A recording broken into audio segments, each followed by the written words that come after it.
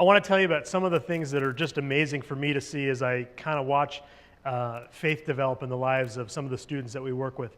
I love watching kids come home from camp, retreats, mission trips, some of the more significant spiritual experiences, and I love watching them talk about the things that have happened in their life. I also enjoy hearing about like a student comes to youth group and they've experienced some brokenness, so some significant brokenness, and they ask questions like, how does what I'm experiencing, what does God have to say about this? What does God's word have to say about this? I enjoy, we've got students who come to youth group who, their families, it just seems like they're not really involved in their spiritual lives. And despite that, these students, they want to know, they want to grow. And for as much as I wish that their families were involved, that they really wanted to own it as much as these kids do, it's good to see. At the very same time, though, one of the things that's troubling for me, that's hard for me to see, is something that I've been just exposed to for quite some time, and I've been trying to pass that on to others. But the fact that 50 to 70% of high school students, after they graduate, they walk away from their faith, they don't care about their faith, or they walk away from church. That's a scary, scary number to think about. And as that number came out 6-7 years ago, there's been some subsequent research that's come out, and it's brought some grace, some kind of made you kind of think twice about, is that number exactly as high as it really is? There's some other reports that say it's not 50 to 70, it's more like 30 to 50. There's other reports that say this is something that really happens a lot quicker and a lot more in mainline churches and not in more contemporary / evangelical churches. There's other research out there that kind of just suggests that it's not as broad as well.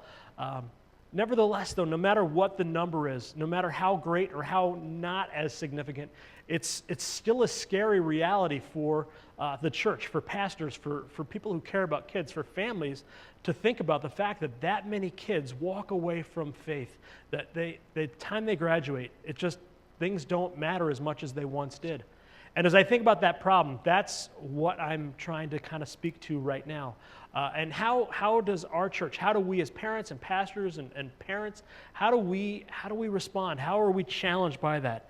And it might seem like it's a big challenge, and yes, it is, but it is as well. It is an opportunity. Now, when it comes to faith it's something that God creates. God creates faith.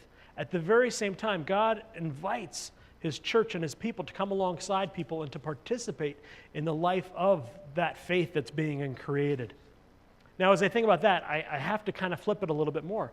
One of the greatest dangers that I see happening in the life of children and families and students is kind of the picture of maybe a parent's perspective of the thought that, you know what, I can get my kid to church, I can drop them off, and I'm going to think that, you know what, I've done my part, and that kid's they're going to get what they need to get out of the church. Quite often, that does not work. And the reason why that doesn't work is this.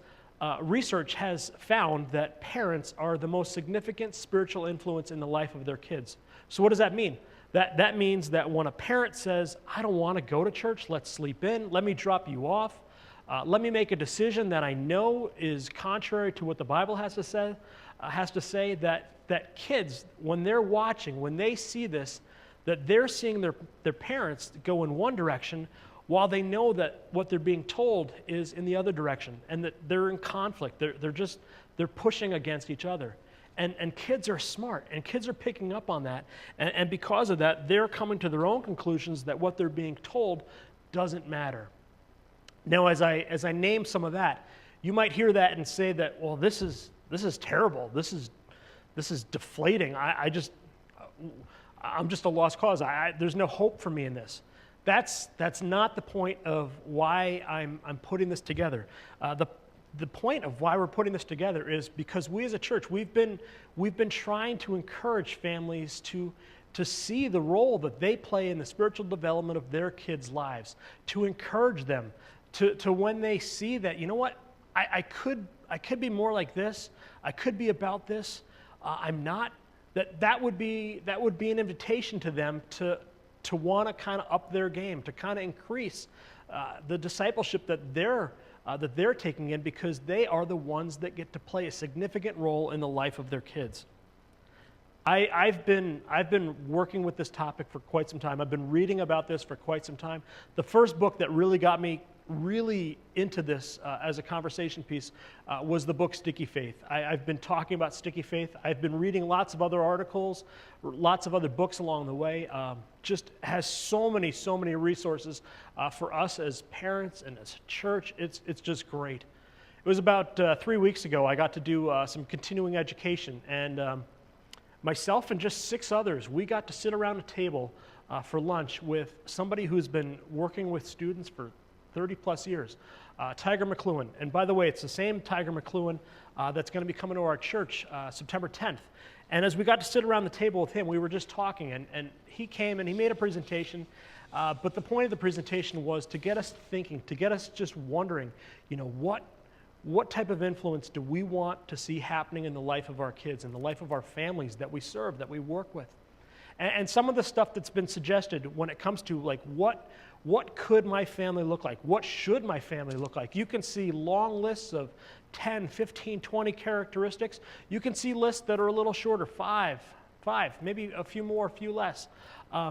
He broke it down into 7 characteristics, kind of like just like signs along the way, 7 identifying traits that can show up in the life of kids. And that if these things are at play, if they're at work in the life of their kids, there's more of a likelihood that these students, that these children will go on to become children who want Jesus in their own life as they grow up. And I want to share his 7 that he shared with us, pass them on to you, because I was really encouraged as I heard these. And at the very same time, I'll also say this: as I name them, you might want to be tempted to go through like a checklist and be like, I got 2, I got 1, I got 0 out of 7. Or you might flip it and say, I got 7, I'm doing great.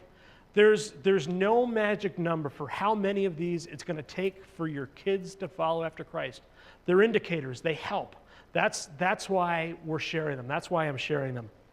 The first one that he named was that when a child, a student, is able to express a clear faith experience, how significant that is. As I think about that for myself as a dad, I love hearing our daughter be able to talk about Jesus in her own personal, real way. And when I work with kids at church, students at church, the exact same thing. I love being able to hear kids talk about the realness of Christ in their own life. The second thing that he named as kind of this mile marker was when students and children are able to recognize that there are people inside of their own church that they can call on for help at any given time. Our kids they're gonna need help. They're gonna have problems that are gonna arise, and they have an opportunity to look to their church family for help. Will they look to people within our own church family for help? That's a great thing to consider. The third mile marker that he named was the ability for a kid to have biblical knowledge. And obviously that's a big part of what we get to be about as a church. We love kids coming to Sunday school, children's message, all sorts of opportunities on Wednesdays and during the week and camps and things. We want kids to grow in the Bible. We want kids to grow in God's Word as well. That should be something that's happening at home too. Fourth mile marker that he named was that kids, that they would have a sense of ownership inside of their church, and as well a sense of that they're going to be leaders, that they can see that development going on in their own life. We love, especially at the youth group level, we love giving students an opportunity to lead and to grow. But think about other ways that we're trying to just encourage kids of all ages to have a sense of ownership inside of this church, that they would know that this is their church, that this belongs to them, that they are a part of it. Fifth mile marker that he named was regarding mentors. How important it is for kids, children, to have people in their life, in their own church that are not family, that take a significant interest in them. In the past, churches have approached kind of staffing programs as I need to have, for every 5 kids, I need to have an adult. The research is telling us to flip that. For every kid, that they should have 5 adults that take a significant interest in their life. For me, our confirmation program, we've added a mentor piece to it. That's why. Not because it's confirmation, but because that's an opportunity, a place that we can do just that. It is incredibly significant for kids to have people in their life who actively take an interest in them, that care about them, that they know that they can turn to as well. That kind of ties into the second one about that positive peer support, but it's separate too. I'll give you two more mile markers. And this next one, this is probably the hardest one for maybe some to hear, because this is the one that you can't change. If this isn't your story, you can't change it, at least in the past. The sixth one would be regarding your family of origin. You know, some families, as you look at their family story, and when it comes to faith, you can see a long line of people that have grandparents, great-grandparents, on and on, that have proclaimed Jesus Christ. Others, as they look at their family system, they're the first in their family, as far as they know, that have come to faith. For kids, it is important that they can look back and they can see that they have family that have as well trusted in Christ. It doesn't always happen, and that's why this is not one of the deal breakers. I'll give you the last one that he named. It was that kids would experience grace. I was listening to the radio the other day, and the guy on the radio was talking, and he was talking specifically about this subject from a Christian perspective, and he was talking about, grace and kids getting in trouble. And yes, our kids do get in trouble. They will get in trouble. We know that. Maybe your kid gets suspended from school. They come home and they have to tell you, I got suspended today. What happened? And you have an opportunity to respond. Sometimes our response would be to add more consequences on top of the fact that there's a consequence. His encouragement was, maybe you don't want to add any more consequences. There already is a consequence. How can you bring grace into your kid's life at this very moment? It got me thinking about this, and as well, how important it is to pass on to our kids grace, to model to them grace. None of us is ever going to master this. None of us is ever going to perfect this. And maybe as you hear this, maybe the thing that you get to kind of consider is, as you realize that maybe there's room for me as a disciple of Christ to grow, to experience new ways to be discipled. Maybe that's something you need to communicate to your kids. You know what? I wanna share Christ with you more. I want to know more about Christ, but I don't. So I'm serious about knowing more about Christ. Maybe that's a message that you get to send to your kids, to let them know that, where I've been, it's not where I've wanted to be, or it's not where I want to be now. I want to follow Christ. I want to know more about Christ. And maybe as you hear all this, maybe you feel totally unequipped to be the parent that you're hearing that's being described here. Maybe that's a scary thought. Yeah, it is. I don't measure up to the parent that I want to be. And as well, when you consider, there's so much that I need to take on. I don't know where to start. Maybe as you consider that, maybe you'll recognize that we as your church, that's a part of what we want to play in the lives of the people that are a part of our church. We want to equip you. We want to be used to equip you, to teach you, so that you can take on that role of discipling your kids the way that you know that God is inviting you to do just that. So as we go forward as a church, and this is I guess this is the advertisement in this, but as we go forward as a church, I'll just throw out some things that we're doing on purpose for you so that you can disciple your kids. Our high school Sunday school class, when we start the year, they're going to do a study called Can I Ask That? And it looks at 8 questions that teens have said that they found the church not asking or having answers to.